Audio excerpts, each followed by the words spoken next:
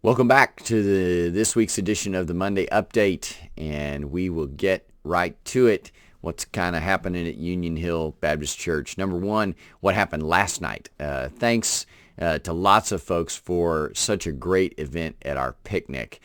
Number one, to Ben, our associate pastor, the idea to play kickball, students and parents. I'm very appreciative of that because my daughter's a senior, so it was my last chance. And I'll just say I walk off with a perfect 1-0 record in kickball. No, more seriously, I am grateful for the idea. It was a lot of fun. And I'm glad to certainly the other parents who participated. You know, it's kind of easy to get kids to show up to play a game, but not always easy to get parents and adults to do that. And thanks for coming out and having such a good time. And our umpires, man, I thought one of them was going to get rich off of that deal. But anyway, to our umpires and Brother Frank for helping us out at that event and making it wildly entertaining. If you missed the antics between particularly Brother Frank and Tim and Kip, well, you missed out. But finally, most importantly, want to thank all the folks who showed up. And all our events are no good at all. The best plans in the world won't work if people don't show up and participate. And glad you came and shared some time. Braved a little bit of cooler weather. And I know once the sun went down, it got really chilly. So I know some folks kind of bailed out at that point. But I'm so glad that you came and enjoyed that time with us and made that successful, and was really had a good time personally at that and loved seeing you there. So thanks. Hey, this coming Sunday, we have another special Sunday just in a little different way. This Sunday evening, we will have missionaries that are normally placed and stationed in North Africa, and they will be with us in our service. These are friends of Ben and Peggy Schnippers, and that's how they came to us. They're home on furlough right now, and I'm looking forward to hearing from them, not only hearing what their work is like, but as Ben said to me one time in preparing for this, saying they get to give us a picture of what Christianity looks like in a different part of the world, a very different cultural experience than what we have here in America. And I'm looking forward to hear them share about that and how we can pray with them and help support their work. These are International Mission Board missionaries, and looking forward to having them in our 6 o'clock service. Of course, again, we're not sharing their names in this forum because they're in a place in the world where it could cause them some danger and when they get back to the field. So you come and meet them at 6 o'clock this Sunday evening. Be with us for evening worship.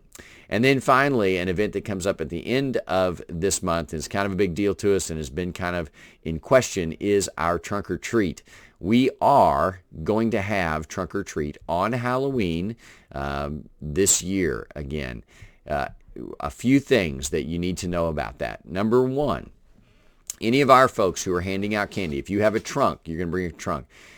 We will require you, because we have so much public coming through and we want to give the best image possible and limit our liability or even the ability of someone to accuse us later. We are going to have all of our folks who are handing out candy who have a trunk to wear a face covering. Now, at Halloween, maybe that's easy. Maybe you got a mask already ready to go.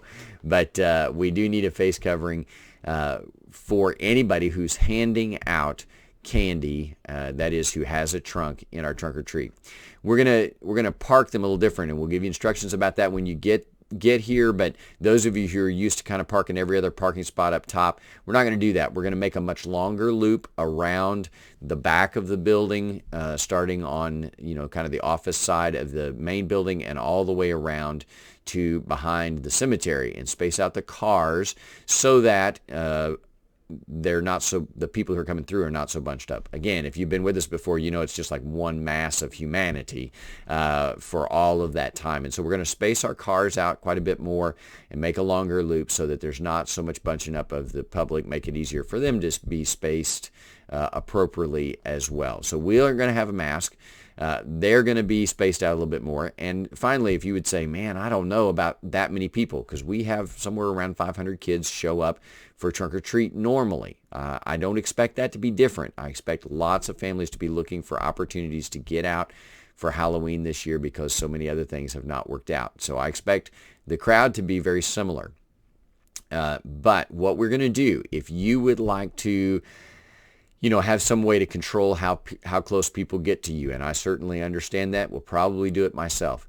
We'll provide a table for you. And a little later in the month, we'll have an opportunity to sign up for those. But the idea is this, that you'd put your table out, sort of 3 feet away from you, so it makes that 6-foot distance, or however much that needs to be. I guess the tables aren't 3 foot wide. But anyway, so that the people will walk on the front side of that table. You'll be back against your car.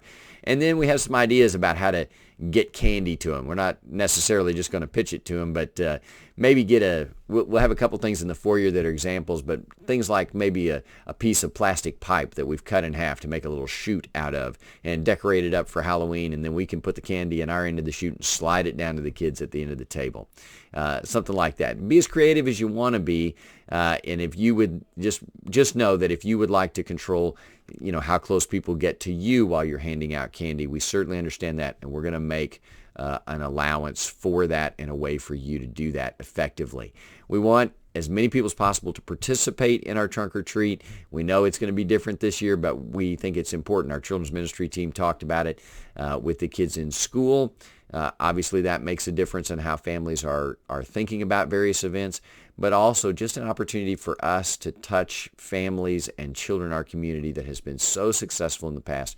We want to do trunk or treat, and so we need your help, and we want to make allowances so everyone is safe and you be able to participate that without fear of contracting coronavirus or anything else.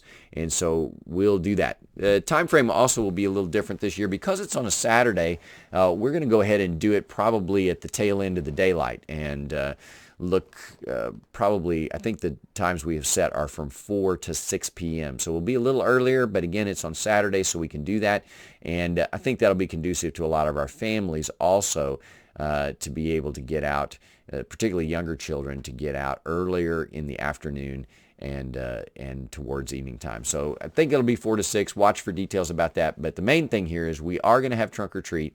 We are going to make some special allowances, and we want to make it in such a way, we want to do it in such a way that you can participate and come and interact with our community and bless our community and reach out to them.